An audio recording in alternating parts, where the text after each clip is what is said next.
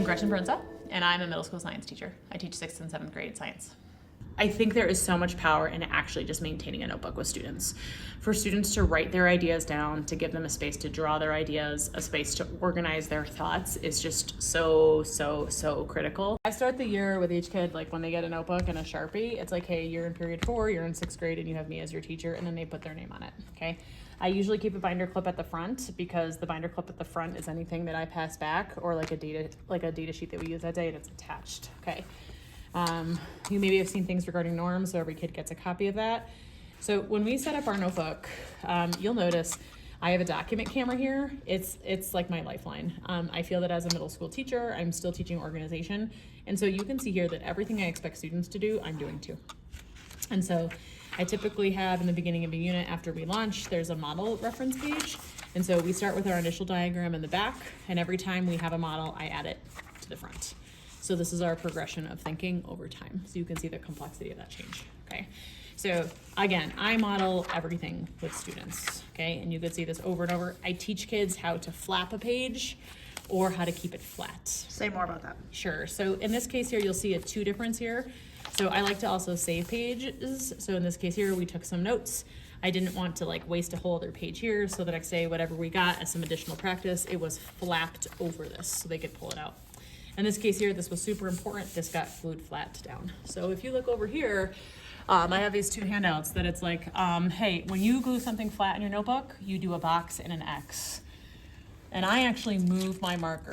So I will tell kids, okay, I'm giving something back. The board says flat, get it in flat. And then I tell kids when you glue it in as a flap, it's only 1 strip of glue and it's over something. And then I just move my magnets over accordingly so they know how to get it into their notebook. How do you copy things so that they fit into the notebook? Sure, so here I'll give you 2 frames of reference. I'm trying to think of a good example.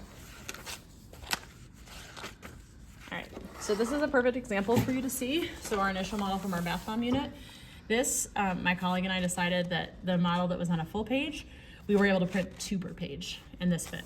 Because we knew that was gonna be the first model, it didn't need to take up the whole page.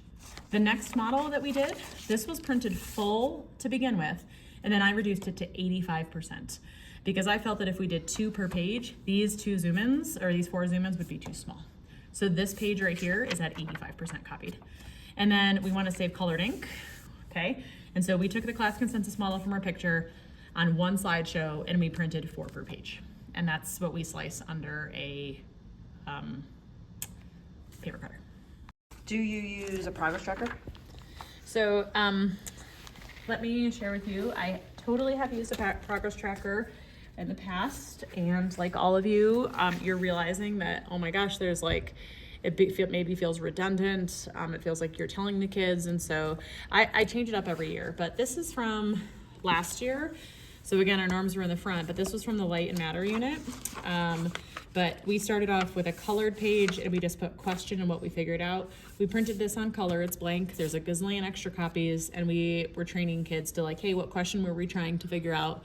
And then our answer. And we felt like this would be a good page for kids to go back to, like on assessments, because we let them use their notebooks, or when parents are like, how can I help my kid? And we're always like, oh, go back to the progress tracker page.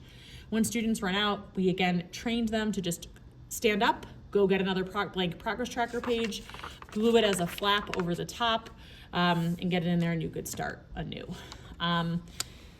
This felt heavy to us, that kids complained in a year-end survey that it was like too much. So this year, you could tell, like we just did these random, like, I don't know where it is now, but just like a big idea page, and it just felt lost because then kids didn't know where to look. So in our last unit of the year, we're trying it again. And we decided to just call it Progress Tracker Big Ideas, that we were not wasting colored paper, but we decided to give them a little tab. So every time we figure something out, we'll just say, find your tab, and then come to your notebook, and like we summarize this together, and then because this was lesson, like number 1 according to our scheme, we put a number 1 in. I actually, these are my notebooks from last year. I keep them so I know where I'm going this year. But then I also have a notebook for every single one of my sections, and kids are always flabbergasted when they're like, wait, what? You keep a notebook for all? Yeah, I do, because guess what? You guys got different data than period 5, right? Or like your investigation ideas were different. Like I have it and I value what you guys say. But I'm constantly modeling to students like how to organize their thinking. And so I asked for a document camera. I think it's like $100. I don't even know, but it's like the best thing. And I am always like under the document camera, just sharing with students how to do things. Everything that we do daily is posted to Google Classroom. So you'll see here are the 6 sections I teach, but I'm gonna show you my period 4 class. So when I go to classwork, you're gonna notice here that I actually take a picture of my notebook. So I have a slides presentation and I take pictures of what our notebook looks like. So when I click on this, I just shared with you the front of my notebook, but I have a picture here so that when they're absent, like they know what it was that we did. So again, this was all here. And then as you have experience with that and kids value them, I will let you know, I like kids to use their notebooks on every single thing we do. Because when it comes time to me measuring the standard, it's always a transfer task. It's never a regurgitation of what we did. Like kids are never gonna explain the bath bomb. They're never gonna explain the cow. They're gonna do something else. And so they feel like, oh my gosh, it was my work. I never expect kids to be on the same page as me. I never expect kids' notebooks to look exactly like mine. They'll tell me like, how much do I have to, it's yours. Like, this is not my tool. This is your tool. And so I think the best advice is to get started, to just do it. It's your way. Like, you can figure that out along the way.